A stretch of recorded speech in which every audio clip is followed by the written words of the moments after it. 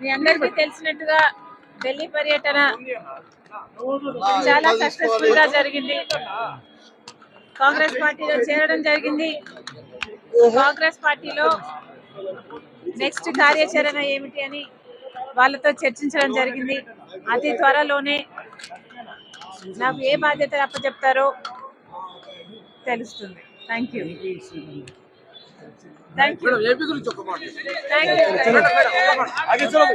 కామెంట్లో ట్వీట్ చేశారు లోకేష్. అంటే తల్లినే గెంటేసిన వాడికి అంగన్వాడీల సమస్య తెలుస్తుందంటూ కూడా తను వాళ్ళ నాయన వాళ్ళ అబ్బనే అంటే తాతను ఆయన్నే ఎన్నుపోటు వచ్చినాడు, సాగు కూడా కారణమయ్యాడు.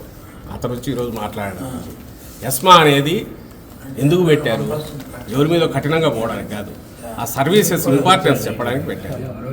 అవి ఎమర్జెన్సీ సర్వీసెస్ కాదా? గర్భిణులకు, బాలింతలకు, చిన్నపిల్లలకు సర్వీసెస్ చేయాల్సింది మంత్ మొదలైంది. రేషన్ సప్లై చేయాలి, వాళ్ళకి ఇవ్వాల్సినవన్నీ వీటికి సంబంధించి చూసుకోవాల్సింది. ఇప్పటికే ఎన్ని రోజులు అయింది మొదలై, ఎన్ని రోజులు నడవనివ్వాలి?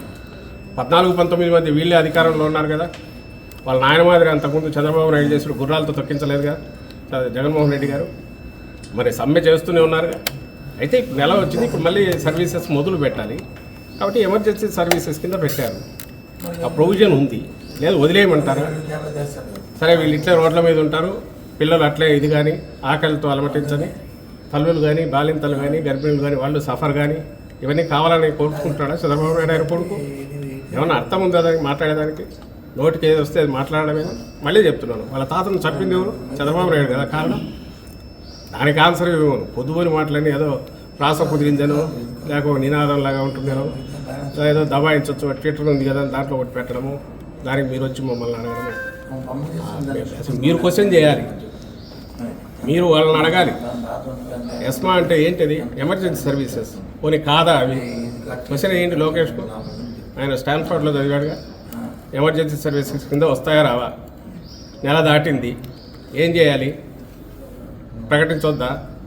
వదిలితే ఈయన ఒప్పుకుంటాడా? మళ్ళీ ఏమంటాడు? బాలింతల సంగతి పట్టించుకొని ప్రభుత్వం అని అంటాడా అనడా? సో క్వశ్చన్ ఆయనే వస్తాడు, ఆన్సర్ ఆయనే ఇస్తాడు. రెండు ఏదైనా సరే, ఎందుకంటే అపోజిషన్లో ఉన్నాడు కాబట్టి. ప్రభుత్వంలో ఉన్నప్పుడు వాళ్ళు ఎట్లా వ్యవహరించారు, జగన్మోహన్ రెడ్డి గారు ఎట్లా వ్యవహరించారంటే తేడా తెలుస్తుంది. ఎంత సంయమనంతో ఉన్నారు, ఎంత ఓపికగా మాట్లాడుతున్నాము, చేతులైతే దండం పెట్టి వాళ్ళని అడుగుతున్నాము. మీ మీ మీ సర్వీసెస్ చాలా విలువైనవమ్మా, చేయండి. మీ చేయలేనని ఇన్ని డిమాండ్లు తీర్చాము. 11 ఎన్నో వస్తే దాదాపు 8, 9, 10 తీర్చాము. ఈ 1-2 దగ్గర కొంచెం తప్పనిసరి ఫైనాన్షియల్ ఇది, అది కూడా కమిట్మెంట్. ఇది మేము ఇచ్చిన హామీ ఎప్పుడో పూర్తి చేశాము. ఎన్నికల ముందు మేనిఫెస్టోలో చెప్పింది రాగానే ఇమ్మీడియట్ ఇంప్లిమెంట్ చేశాము తెలంగాణతో ఈక్వల్గా. ఆ తర్వాత ఎన్నేళ్లకు తెలంగాణ పెంచింది? 2 ఏళ్లకు 3 ఏళ్లకు పెంచింది. ఇప్పుడు వచ్చి దాంతో ఈక్వల్ అంటున్నారు. ఎన్నికల తర్వాత ఖచ్చితంగా చూస్తామని చెప్పాము. లేదు ఇప్పుడే కావాలని అంటున్నారు. అది ఒక రకమైన ఏమంటారు, ఇప్పుడున్న పరిస్థితిలో ఆ బరువు ఇప్పుడు మోయలేము, ముందు సమ్మె విరమించండి అని రిక్వెస్ట్ చేశాము. ఇంతకంటే పొలైట్గా సమ్మెతో ఏ ప్రభుత్వం అయినా ఉందా ఇంతకుముందు గతంలో? అసలు చంద్రబాబు నాయుడు ఏ రోజన్నా ఉన్నాడా? తుపాకుల కాల్పులు జరిపింది ఎవరు? విద్యుత్ దాని సమ్మె జరిగినప్పుడు రైతులు సమ్మె చేస్తే నేను ఇంతకుముందు అన్నట్టు గుర్రాలతో తొక్కించింది ఎవరు? అది చంద్రబాబు నాయుడు వాళ్ళ ఆయన. ఆ నైజం పునికి పుచ్చుకున్నాడు లోకేష్. ఇతను ఈరోజు మా గురించి, జగన్మోహన్ రెడ్డి గారి గురించి క్వశ్చన్ చేయడం. అంబటి రాయుడు కూడా పార్టీకి రాజీనామా చేసినట్టు కూడా ఎందుకబ్బా? ఆయన వచ్చిందే మొన్ననో నిన్ననో ఇంకా పూర్తయిన పార్టీ దీనికి కూడా కాలేదు. ఆయన ఏ రీజన్తో వచ్చారో, ఇప్పుడు ఏ రీజన్ చేశారని ఆయన అంటున్నారో కూడా తెలియదు. ఏదో ట్వీట్ ఇచ్చారని అంటున్నారు. దాని అసలు వచ్చింది ఎందుకు వచ్చారో కూడా పూర్తి తెలియదు. అభిమానంతో వచ్చింటే ఆయన కూడా అక్కడ ఏమన్నారు, కొద్ది కాలం పాటు దూరంగా ఉండదలుచుకున్నారు. ఆ రీజన్స్ తెలియాలి. తెలిసినాక దాని గురించి ఏమన్నా. షర్మిల గారు కూడా కాంగ్రెస్ పార్టీలో చెప్పేంతకుముందు మీకు చెప్పలేదు, కాంగ్రెస్ పార్టీలో చేరారు, పార్టీలు కూడా విలీనం చేశారు. మరి ఆ పార్టీలో జాయిన్ అవ్వటం మరి వైసీపీకి ప్లస్ అవుతుందా మైనస్ అవుతుందా? అసలు మీరేమన్నా అసలు కాంగ్రెస్ పార్టీ లాస్ట్ ఎలక్షన్స్లో ఎన్ని వచ్చినాయి? దానికి నాకు తెలిసి అయితే 100 కంటే తక్కువ వచ్చాయి ఓటు స్టేట్. అలాంటి పార్టీకి సంబంధించినంత వరకు ఎంత తక్కువ మాట్లాడుకుంటే అంత మంచిది లేదు. అసలు షర్మిలమ్మ గారు ఏ రోజైతే తెలంగాణలో పార్టీ పెట్టారో ఆ రోజే ఆమె రాజకీయ ప్రస్థానం ఒక దిశలో మొదలుపెట్టారు.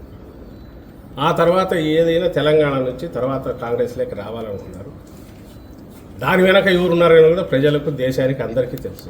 ఈ రోజుకు తెలుసు చంద్రబాబు నాయుడు అనే వ్యక్తి అన్ని రకాలుగా ఒకవైపు కాంగ్రెస్ను మేనేజ్ చేస్తూ ఇంకోవైపు బీజేపీలో తన మనుషుల ద్వారా మేనేజ్ చేస్తూ పవన్ కళ్యాణ్ను జనసేనను మేనేజ్ చేస్తూ నేను ఎప్పుడు అంటుంటాను ఆర్కెస్ట్రా ఏ నుంచి జడ్ వరకు రకరకాల పార్టీలను వ్యక్తులను అందరినీ ఇచ్చేస్తూ జగన్మోహన్ రెడ్డి గారు టార్గెట్గా ఎట్లా ఒట్లా అర్జెంటుగా ఆయన దించాలి. ఎందుకంటే వేరే రకంగా ఎదుర్కోలేడు కాబట్టి ప్రజల్లోకి వచ్చి కానీ ప్రజల సమస్యల గురించి దాని మీద యాక్ట్ చేసి కానీ లేదా నేను అధికారంలో ఉన్నప్పుడు ఇది చేశానని చెప్పుకునే ఘనకార్యం లేదు కాబట్టి అది లేదు కాబట్టి సో ఇలా కొత్త కొత్తవన్నీ తీసుకొచ్చి వీటి ద్వారా ఏదో సంచలనమైన ఇది జరిగింది అన్నట్టు ఒక రకమైన మీడియా పరమైన పర్సెప్షనల్ ఇది క్రియేట్ చేయడానికి చేసే దాంట్లో భాగంగా దీన్ని కూడా కుట్ర పన్నాడు.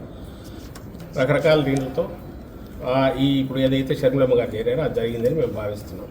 సీఎం రమేష్ ఫ్లైట్లో మాట్లాడడం కానీ లేదా అక్కడ ఆయన బ్రదర్ అనిల్తో బీటెక్ రవి ఇవన్నీ యాదృచ్ఛికమని మేము అనుకోవట్లా. ఎందుకంటే ఇదే బ్రదర్ అనిల్ను ఇంతకుముందు ఎంత దుమ్మెత్తిపోసేవాళ్ళో అందరూ తెలుసు. మీ అందరికి మీరే వాటన్నిటి అప్పుడు చేసేవాళ్ళు. క్రిస్టియన్ ఓట్ల కోసం గాలం వేస్తున్నారని బ్రదర్ అనిల్ వస్తున్నారని ఆయన ఒక దీని కింద చూపేవాళ్ళు. మరి నిన్న చాలా మర్యాదపూర్వకంగా ఈయన పోయి ఎయిర్పోర్ట్లో కలిశారంట. ఎయిర్పోర్ట్లో ఎట్లా మర్యాదపూర్వకంగా బీటెక్ రవి కలుస్తారో నాకు అర్థం కాదు. వాళ్ళు వెళ్ళి కలవడము. సో ఇవన్నీ వరుస పెట్టి ఆ తర్వాత అక్కడ ఢిల్లీకి సంబంధించి మాట్లాడడంలో కానీ వీటన్నిటిలో వాళ్ళ ప్రయత్నాలు అన్నీ జరుగుతున్నాయి, అందరికి తెలిసినవే. వాటి గురించి మేమెందుకు కామెంట్ చేయట్లేదంటే ఇష్యూస్ డైవర్ట్ అవుతాయి, మేము దేని మీద చెప్పాలనుకుంటున్నాము దాని నుంచి డీవియేట్ అవుతుంది కాబట్టి మా అంతటా మేము అనట్లా. But at the same time సొంతంగా పార్టీ పెట్టుకోవడానికి కానీ లేదా ఇంకో పార్టీలో చేరడానికి కానీ ఒక్కసారి ఆమె రాజకీయ ప్రస్థానం మొదలయ్యాక షర్మిలమ్మ గారికి ఆమె ఇష్టం, అది ఆమె చూజ్ చేసుకోవచ్చు వెళ్తారు.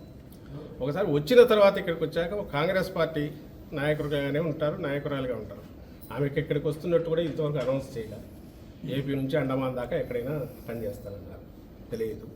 ఒకవేళ వస్తే కాంగ్రెస్ పార్టీ నాయకురాలుగా వస్తారు. ఇలాంటి గతంలోనే జరిగింది. మా పార్టీ పుట్టినప్పుడే ఫస్ట్ బై ఎలక్షన్లోనే వివేకానంద రెడ్డి గారిని ఆ రోజు కాంగ్రెస్ దీంట్లోకి ఇది పెట్టుకొని ఆ రోజు తెలుగుదేశం కాంగ్రెస్ కలిసే కడపలో జగన్మోహన్ రెడ్డి గారిని మా పార్టీని మొగ్గలోనే ఉంచాలని ట్రై చేశారు. ఆయన రాజశేఖర రెడ్డి గారికి స్వయానా తప్పదు. సో మరి ఆ రోజు అదే కాంగ్రెస్ పార్టీ నుంచి ఆయన ఉన్నాడు, తర్వాత మంత్రిగా కూడా ఉన్నాడు.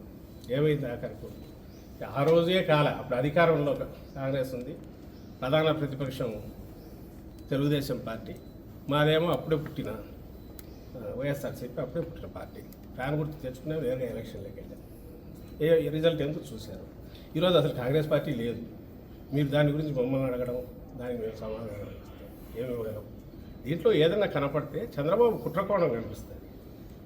ఆ రోజు నుంచి రాజశేఖర రెడ్డి గారి మరణం మీదే డౌట్స్ ఉన్నాయి కాంగ్రెస్ దానికి సంబంధించి. దాని తర్వాత వచ్చిన పరిణామాలలో జగన్మోహన్ రెడ్డి గారి మీద పెట్టిన తప్పుడు కేసుల్లో కానీ ఇటు టీడీపీ కాంగ్రెస్ కలిసే చేసాయి.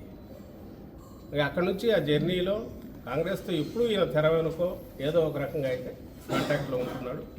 ఇప్పుడు కొత్తగా దానికి మళ్ళీ ఇంత జీవం పోసి జగన్మోహన్ రెడ్డి గారి మీద దుమ్ము ఎత్తిపోయించడం ఎట్లా, లేదా ఏదైనా ఓటు ఏదైనా ఉంటే కొంచెం లాగ్గలమా అనే ఒక